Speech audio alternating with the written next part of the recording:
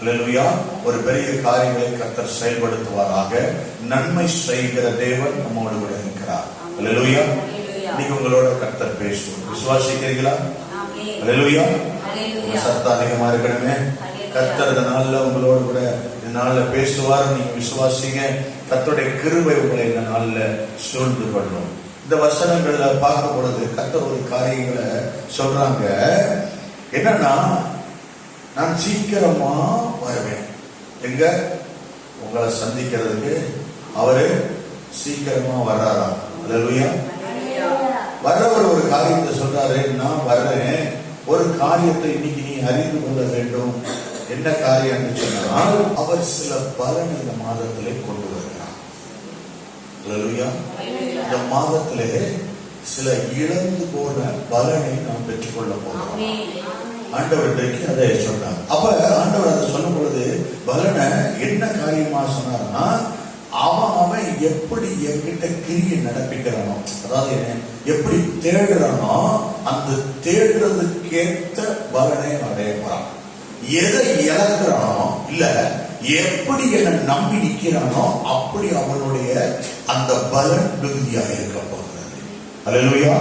ஈசாக்குக்கு பிறக்கிறதுக்கு எவ்வளவு வருடம் தாண்டிச்சு, ஆபிரகாமுடைய கால நாட்கள் எவ்வளவு இருந்துச்சு, இதை ஒவ்வொரு நாள் நம்ம தியானம் செய்யும் போது பார்க்கிறோம். 100 வயசு வரைக்கும் ஒருத்தர் குழந்தை இல்லாம இருக்கிறாரு. அந்த சொல்றாரு கிரிகை. என்ன கிரிகை? அவனே செய்யற வேலைக்கு தக்கதான பலனை கொடுக்கிறதுக்கு கர்த்தர் ரெடியா இருக்காரு. அந்த பலன் கொடுக்க வர்றாரு. அந்த பலனை கொடுக்கிற கர்த்தர் சொல்றாரு, நான் வரும்போதுதான் அவன் கிட்ட கொண்டு வருவேன். அப்ப எப்ப வருவாரு ஏசப்பா? இப்பயே என் கூட வந்தா சந்தோஷம் தான் இல்லையா? நம்ம என்ன கேட்போம்? என் கூட எங்க வீட்டுக்கு வந்தா சந்தோஷம், என் கூட ஆபீஸ்க்கு வந்தா சந்தோஷம், என் கூட எல்லா இடத்துக்கும் இயேசு வந்தா சந்தோஷம். அது சொல்றாரு, நான் உன் கூட வந்தேன்னா பலன் உனக்கு கூடயே வருகிறது. இயேசு இன்னைக்கு இந்த மாதத்திலே எல்லாருக்கும் பலன் அளிக்க போகிறாரு. அவன் என்ன எப்படி என்கிட்ட ஆண்டவரே நீ என் கூடயே இருந்து எங்கெல்லாம் கூட்டிட்டு போறானா. தாவீது சொன்னது போல அவர் என் வலது வாரிசத்திலே இருக்கிறார், நான் அசைக்கப்படுவதில்லை. அவன் போன யுத்தங்களை கர்த்தர் ஜெயமாய் மாற்றினான். அல்லேலூயா. இன்னைக்கு கர்த்தர் சொல்றாரு, நான் உன் கூட இருந்தா என் பலன் உன் யுத்தத்தை ஜெயமாய் இருக்கும். நான் உன் கூட இருந்தா உன் கையின் கிரியைகள் ஆசீர்வாதமாய் மாறும். அந்த பலனை நீ காண்பாய். அல்லேலூயா. அந்த காரியத்தை குறித்து ஆதாரமாக சில வசனங்களை நாம் பார்க்க போகிறோம். மத்தேயு எழுதின சுவிசேஷம் 16வது அதிகாரம் 27வது வசனத்திலே ஆதாரமாக சில வசனங்களை உங்களை கோடிட்டு காண்பிக்க விரும்புகிறேன். மனுஷகுமாரன் தம்முடைய பிதாவின் மகிமை பொருந்தியவராய் தம்முடைய தூதர்களோடு கூட வருவார். அல்லேலூயா. இருக்கீங்களா? கர்த்தருடைய வார்த்தை பாருங்க. கேமரா ரெக்கார்டிங் பண்ணணுன்ற அவ்வளவு தடைகள் உள்ளது. ஆனா கர்த்தர் நீங்க உங்களோட பேசுவார். ஏன்னா ஏதோ ஒரு தடை வந்துருச்சுன்னா உள்ள கர்த்தர் பலத்த கருவில செய்ய போறாருன்னு அர்த்தம். இந்த மாதம் உங்களுக்கு ஆசீர்வாதமான மாதம் தான். கர்த்தர் சொல்றாங்க, பலன் கொடுக்கிற, நான் அளிக்கிற பலனை பெறுகிற காலம் இது. இந்த மாதம் பலன் பெறுகிற மாதம். விசுவாசிக்கிறவங்களுக்கு இது கூட போகிறது. அல்லேலூயா. இந்த காரியத்தில் சொல்லும் பொழுது கர்த்தர் சொல்கிறாரு, பிதாவின் மகிமை பொருந்தியவராய் அவர் வரும் பொழுது தம்முடைய தூதர்களும் கூட வருவார்களாம். அல்லேலூயா. எதுக்கு வர்றாங்க? தூதர்கள் கூட வர்றாங்க. அப்பொழுது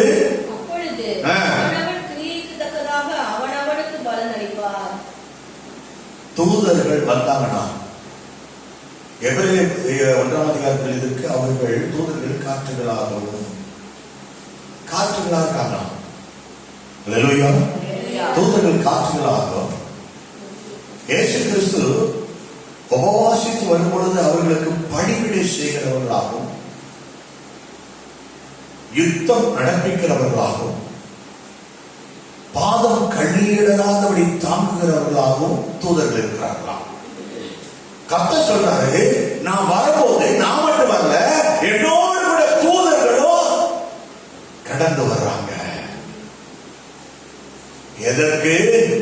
பாதம் கள்ளி இடராதபடிக்கு நீ செய்கிற காரியத்துல எந்த காரியத்தை நினைச்சு நீ போறியோ அந்த காரியத்துல இடரல் வராதபடிக்கு தம்முடைய தூதர்களை கொண்டு தாங்குவாராம்.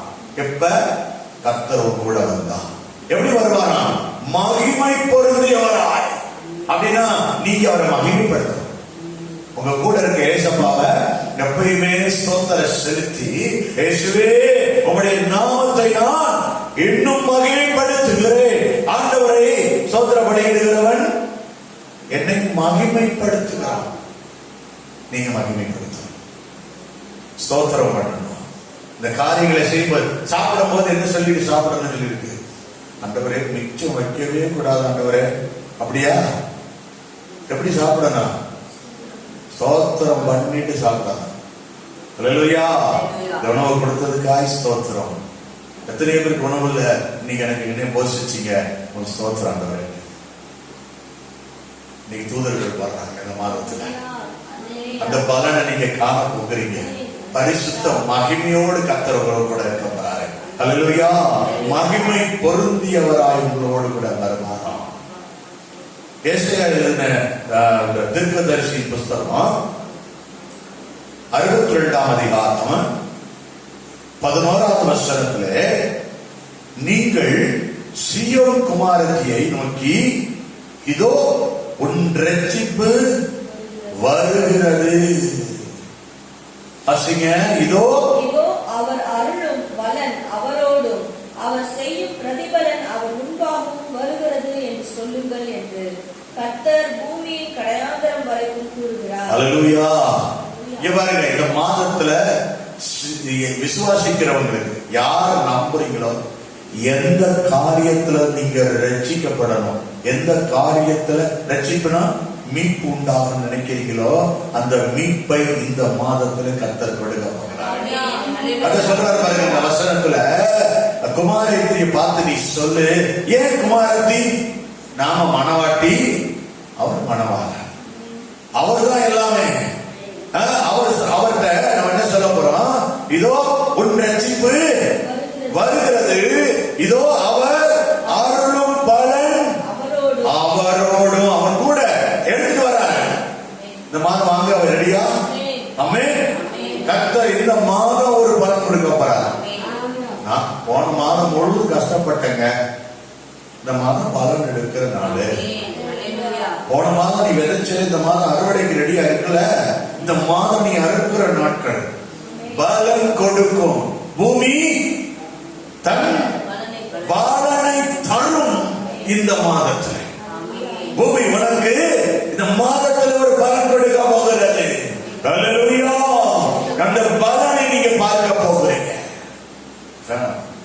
கர்த்தருடைய பலன் உங்கள் மேல் வந்து இறங்கி தங்கி தாபரிக்க போகிறது. அல்லேலூயா.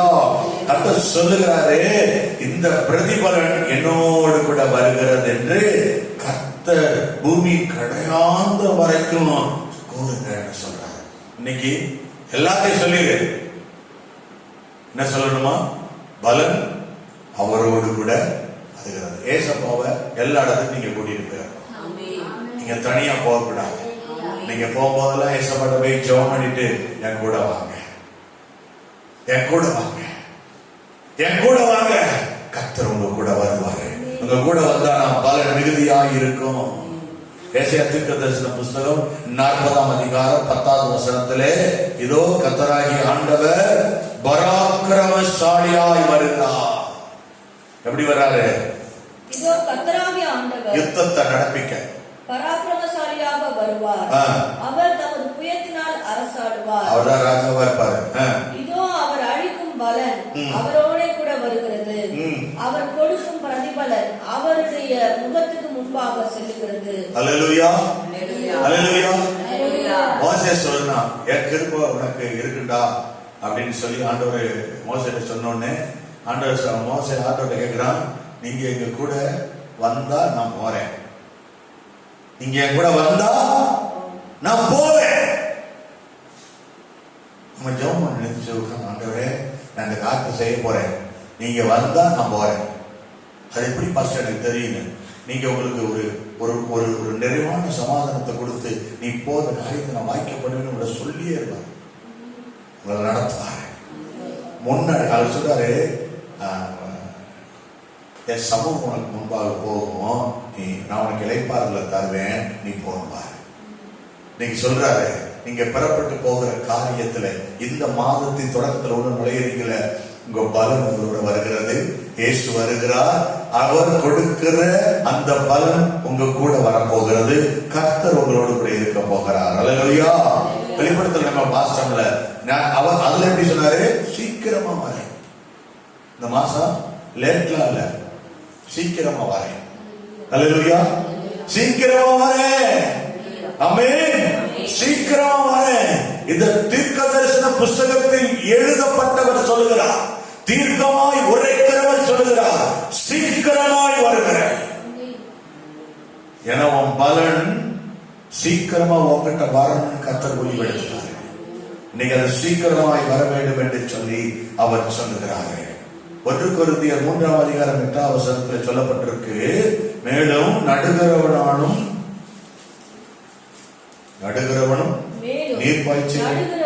நீர்ப்பாய்ச்சுகிறவனும் ஒன்றாயிருக்கிறார்கள், அவனவன் தன் தன் வேலைக்கு தக்கதாய் கூலியை பெறுவான். இவருங்க வசனத்தை விதைக்கிறவங்களும் இங்கேதான் நிற்கிறோம், வசனத்தை பெறக்கூடிய நிலமாகிய நீங்களும் இங்கேதான் இருக்கீங்க. கர்த்தர் சொல்றாரு, 2 பேரும் இங்கேதான் இருக்காங்க.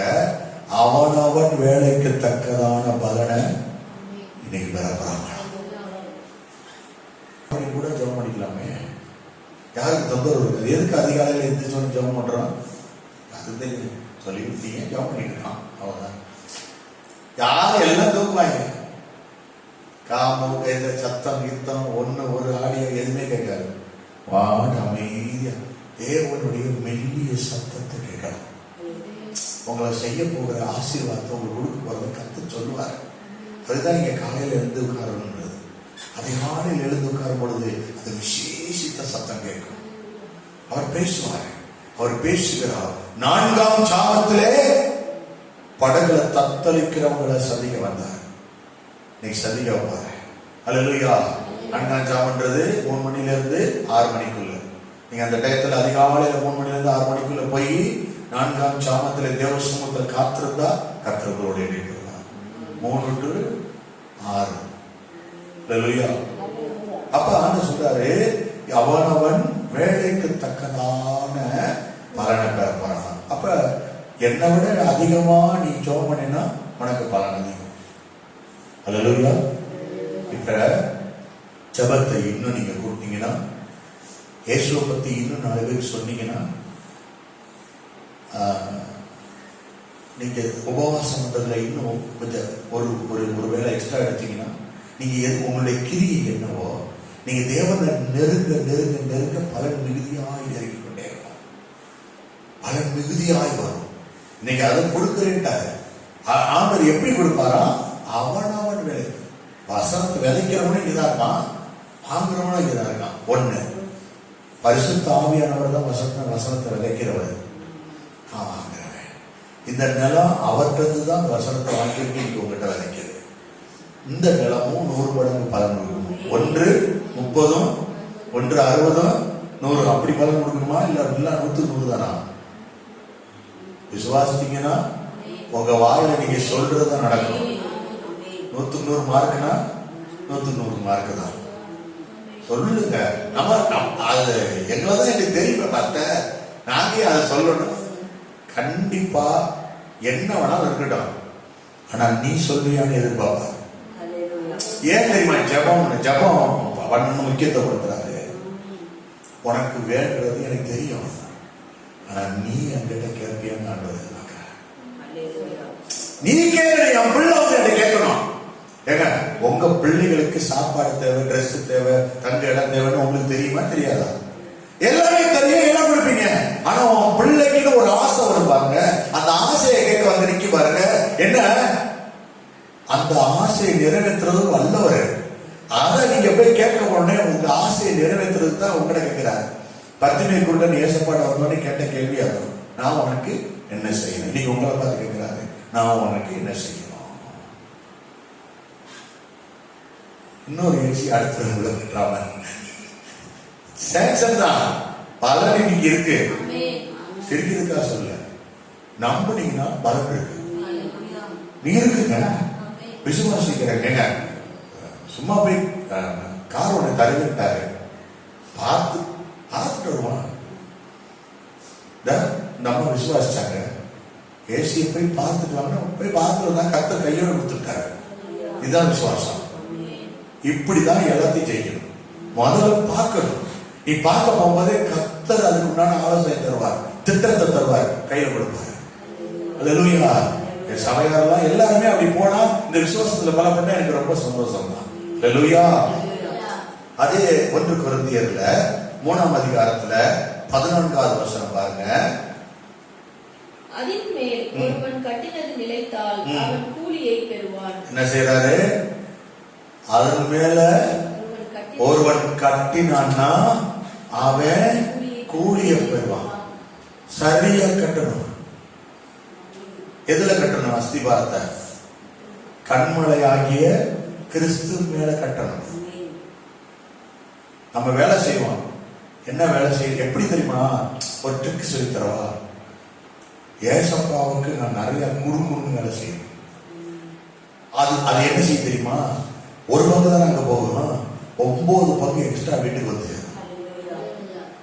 நீங்க அவர் சமூகத்தில் விதைக்கிறது ஒரு நாள் வேணா போகாது. அந்த மாதிரி வேலைக்கு போகணும். சொல்லணும் ஆண்டவர்ட்ட. அவர் சொல்றாரு, அதன் மேல் என்னன்னா கண்மலையாகி கிறிஸ்து மேல நம்பிக்கை வச்சுதான் அதை செய்யணுமா. நீங்க வேலைக்கு போறீங்கன்னா உங்க சரீரத்தின் உழைப்பை தெம்புக்கு நான் நம்பக்கூடாது. தேவனை நம்பினா யோசேப்பை போல ஞானம் உள்ளவனாய் கர்த்தர் மாற்றுவார். நீங்க வேலை ஸ்தலத்துல உங்க விசேஷித்த ஞானத்தை பார்த்து கர்த்தர் உயர்வான போஸ்டிங் கொடுப்பார். அல்லேலூயா. யோசேப்பு அங்க போன வேலை என்ன வேலைக்கு ஆகக்கூடாது? எடுபடி வேலைக்கு ஆகக்கூடாது. ஆனா என்னவா மாறினாரு? சிறைச்சாலைக்கு போன கூட அதிகாரியாக தான் மாறினார். நீ எங்க போனாலும் அதிகாரியா மாறணும் அப்படின்னா நீ கர்த்தருக்கு பயந்து வேலையை உண்மையா செய். கர்த்தர் என்ன பார்க்கிறாரு உண்மையா. படிக்கிற பிள்ளை மக இருக்கா, படிக்கணும்னா அவனுடைய பாட்டு ஒண்ணு இருக்குல்ல. படிக்கிற அவன் பார்க்க வச்சுட்டானா அவர் பலன் அவரோடு கூட போகும்போது என் கூட எக்ஸாம் ஆளுக்குள்ள ஒருத்தர் வர முடியாது. நீங்க வந்தே தரணும். நான் இங்க ஜெயிக்கணும்னு நீங்க கூட இருக்கணும்னா மகன் விசேஷித்த மாதிரி தான். அல்லேலூயா. வெற்றி மேல வெற்றி தான் கர்த்தர் சொல்றாரு. அல்லேலூயா. ரோமர் 2ஆம் அதிகாரம் 6வது வசனத்துல தேவன் சொல்லக்கூடிய ஒரு காரியம், தேவன் அவனவனுடைய கிரியைகளுக்கு தக்கதாய் அவனவனுக்கு பலன் அளிப்பார். சொல்றாரு, அவனவன் கிரியைக்கு தக்கதாக அவனவனுக்கு பலன் அளிப்பார். ரோமர் 14:12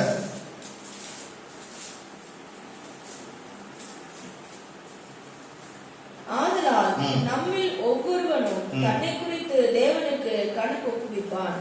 என்ன செய்யணுமா? இது ஒரு காலம் வரும், கணக்கு ஒப்புவிக்கிற காலம் வரும். நாம கேட்கவே, ஆண்டவரே நான் இவ்வளவு நாள் உண்மையை தேடுறேன். இன்னைக்கு நீங்க காலையில வந்துட்டீங்கல்ல, நீங்க வந்ததுக்கு ஒரு பலன் இருக்கா இல்லையா? அதை நீங்க கொடுப்பாரு.